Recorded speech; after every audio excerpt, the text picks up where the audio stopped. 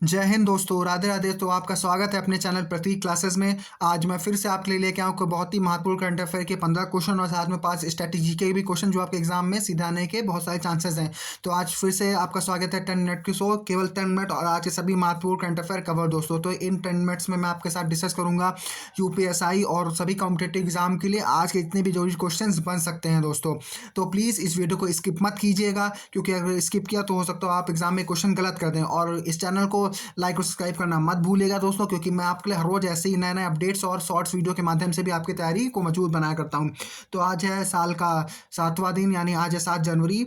तो आज सबसे पहले डिस्कस करते हैं आपका सुविचार। तो हमारा सुविचार क्या है दोस्तों? तो शिक्षा की जड़ें कड़वी होती हैं लेकिन फल मीठा होता है दोस्तों। शिक्षा की जड़ें कड़वी होती हैं लेकिन फल आपका सदैव मीठा होता है। तो वेलकम टू प्रतीक क्लासेस। तो हमारा ये सबसे पहला क्वेश्चन डे है। Question of the day first है, who will be the chief guest at India's 77 Republic Day celebration on January 2026 दोस्तों। तो जनवरी 2026 को भारत के 77वें गणतंत्र दिवस समारोह में मुख्य अतिथि कौन है? तो कौन है दोस्तों? तो आपका ये Ursula von der Leyen, president of European commission, and Antonio Costa, president of European council दोस्तों। तो कौन है आपकी ये उर्सुला? तो आप हिंदी में तो उर्सुला वान डेर लेयन यूरोपीय आयोग के अध्यक्ष हैं, और एंटियोनो कोस्टा ये कहाँ की है दोस्तों? तो आपका यूरोपीय परिषद के अध्यक्ष हैं, यूरोपीय परिषद के अध्यक्ष है दोस्तों। अब दूसरा क्वेश्चन डिस्कस करते हैं, हमारा question of the day second. तो आप ये, which is the name of German chancellor who will be visiting India on 12/2026 for his first bilateral visit on to Asian country? तो जर्मन चांसलर का नाम क्या है जो 12 जनवरी 2026 को किसी एशियाई देश में अपनी पहली द्विपक्षीय यात्रा के लिए भारत आएंगे? तो कौन है? तो उसका नाम क्या है दोस्तों? तो आपसे नाम फेडरिक मर्ज नाम। तो क्या नाम है उसको? फेडरिक मर्ज नाम है, जो अपनी भारत की पहली यात्रा पे आएंगे। ठीक, तो फेडरिक मर्ज कहाँ के काउंसिलर? तो आपको जर्मन के काउंसिलर है। तो क्या डिस्कस करते हैं आपको तीसरा question, who was the made history by becoming the youngest Indian to reach the south pole? Most important question, must question of the day है दोस्तों। मस्ट क्वेश्चन है ये आपका क्या है? तो आपका दोस्तों ये मोस्ट इंपॉर्टेंट क्वेश्चन है। ठीक है दोस्तों, तो है तो तीसरा क्वेश्चन है, तो इसका आंसर क्या होगा? तो आपका कौन है ये? तो आपका ये है, देखो, काम्या कार्तिकेयन 18 ईयर्स ओल्ड के कौन है? तो काम्या कार्तिकेयन 18 वर्ष की, जो भारत की दक्षिणी ध्रुव पर पहुंचने वाली सबसे कम उम्र की महिला बनी है। ठीक, तो कौन है? तो काम्या कार्तिकेयन। काफी इंपॉर्टेंट क्वेश्चन है ये। अब फोर्थ क्वेश्चन डिस्कस करते हैं, where rare frog species found in western Ghat of Kerala was recently highlighted researchers by vulnerable of extinction? यानी इसका मतलब होता है जो विलुप्त होने के कगार पे हो। ठीक है, जो जाति तो केरल के पश्चिमी घाट में पाई जाने वाली किस दुर्लभ मेढक प्रजाति को हाल ही में शोधकर्ताओं ने विलुप्त होने के कगार बताया? तो कौन सा है दोस्तों? तो वो आपका ये गैलेक्सी फ्रॉग जिसका मेलानो बैट्राकस। कौन दोस्तों? गैलेक्सी फ्रॉग मेलानो बैट्राकस जिसका नाम है। तो आपका पांचवा क्वेश्चन डिस्कस करते हैं, जो कि इंपॉर्टेंट क्वेश्चन है हमारे। तो पांचवा क्वेश्चन है आपके लिए बहुत ही इंपॉर्टेंट क्वेश्चन है, which former world builders championship former head coach of the team India recently passed away? तो किस पूर्व बिलियर्ड्स चैंपियंस और भारतीय टीम के पूर्व मुख्य कोच ने हाल में निधन हो गया? तो किसका निधन हो गया? तो आपका मनोज कोठारी का। किसका दोस्तों? तो मनोज कोठारी का निधन हो गया। तो ये फिर से इंपॉर्टेंट क्वेश्चन है दोस्तों।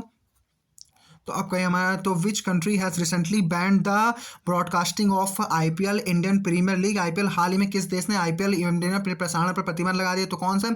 तो वही भिखारी चुट्टा देश बांग्लादेश दोस्तों।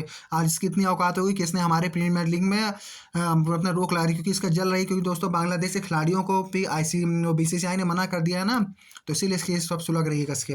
तो which national initiative for job creation was included by the industry leaders including ए कौन दोस्तों? तो ये NASSCOM को फाउंडर ऑफ हरीश मेहता है। तो नेस्कॉम के सह संस्थापक हरीश मेहता द्वारा हरीश मेहता सहित उद्योग जगत में नेताओं को रोजगार सृजन के लिए किस राष्ट्रीय पहल की शुरुआत की? दोस्तों किस? तो आपका 100 मिलियन जॉब यानी 100 मिलियन नौकरी यानी 10 करोड़ नौकरियों की शुरुआत की है। ठीक है, हरीश मेहता सहित और भी राजकीय उद्योग मंत्रालय ने। तो आपका आठवां क्वेश्चन डिस्कस करते हैं। तो हमारा आठवां क्वेश्चन है दोस्तों, Recently, Union Education Minister Dharmendra Pradhan released 55 rare literary works in 5 classical language published by which institution? तो हाल ही में केंद्रीय शिक्षा मंत्री धर्मेंद्र प्रधान ने किस संस्थान द्वारा प्रकाशित 5 शास्त्रीय भाषाओं की 55 दुर्लभ साहित्य कृतियों का विमोचन किया है? तो कौन है? तो वो आपका critical institute of Indian languages दोस्तों। तो कौन है? तो आपका ये critical central institute of Indian language, sorry दोस्तों, central institute of Indian language यानी केंद्रीय भारतीय भाषा संस्थान। सॉरी दोस्तों, मैं क्रिटिकल बोलता, आई एम सो सॉरी। तो डिस्कस करते हैं आपका नवा क्वेश्चन। तो आपके नवा क्वेश्चन है आपका दोस्तों।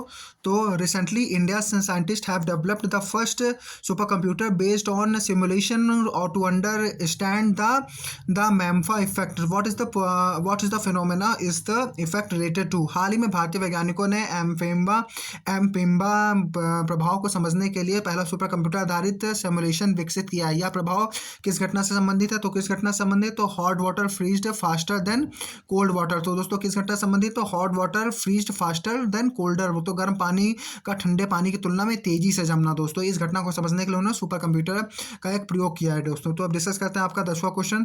तुम्हारा 10वां क्वेश्चन है where will the 4th edition of the Indian energy week be held. तो भारत में ऊर्जा सप्ताह के चौथे संस्करण का आयोजन कहाँ पर किया गया? तो दोस्तों कहाँ किया गया? तो आपका गोवा में किया गया दोस्तों। तो कहाँ किया गया? तो आपका गोवा में किया गया। डिस्कस करते हैं आपका ये 11वां क्वेश्चन, जो कि अपने आप में बहुत ही इंपॉर्टेंट क्वेश्चन है ये। हाँ दोस्तों बहुत ही इंपॉर्टेंट क्वेश्चन है। Which former union minister former president of the Indian Olympic Association recently passed away at the age of 82। हाल ही में किस पूर्व केंद्रीय मंत्री और भारतीय ओलंपिक संघ में के पूर्व अध्यक्ष को 82 वर्ष की आयु में निधन हो गया? तो कौन है वो? तो आपका सुरेश कलमाड़ी है। कौन दोस्तों? ये सुरेश कलमाड़ी हैं दोस्तों। 12वां क्वेश्चन है आपका where was the country's largest inaugurated the inland rainbow trout fish farm inaugurated. देश की सबसे बड़े एकीकृत अंतर्देशीय रेनबो ट्राउट मछली फार्म का उद्घाटन कहाँ पे किया गया? तो कहाँ किया गया दोस्तों? तो आपका रेंज रेड्डी डिस्ट्रिक्ट तेलंगाना। कहाँ किया गया? तो आपका रेंज रेड्डी डिस्ट्रिक्ट तेलंगाना में किया गया है। अब डिस्कस करते हैं आपका 13वां क्वेश्चन।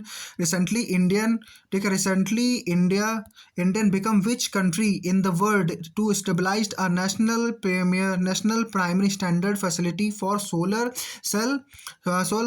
सेलिब्रेशन। तो हाल ही में भारत सौर सेल, ठीक है, अंश सांकन के राष्ट्रीय प्राथमिक मानक सुविधा स्थापित करने के लिए कौन सा विश्व देश बन के आया है?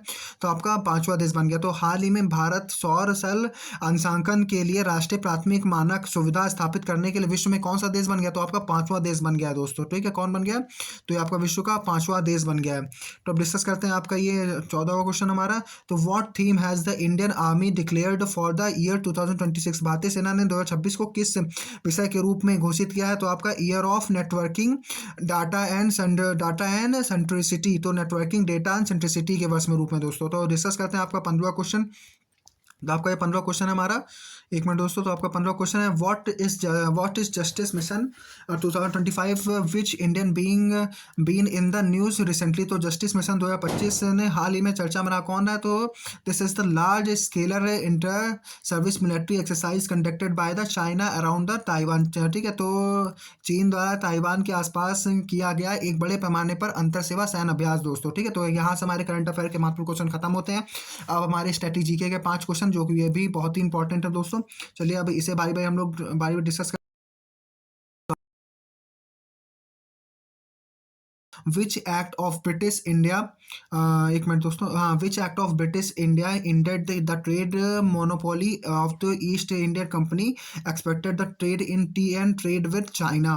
ठीक है, तो ब्रिटिश भारत के किस अधिनियम ने चाय और चीन के साथ व्यापार को छोड़कर ईस्ट इंडिया कंपनी के व्यापारिक अधिकार को समाप्त कर दिया? तो कौन सा तो एक्ट है? तो वो चार्टर एक्ट 1833 दोस्तों। कौन सा एक्ट था? तो चार्टर एक्ट 1833 दोस्तों।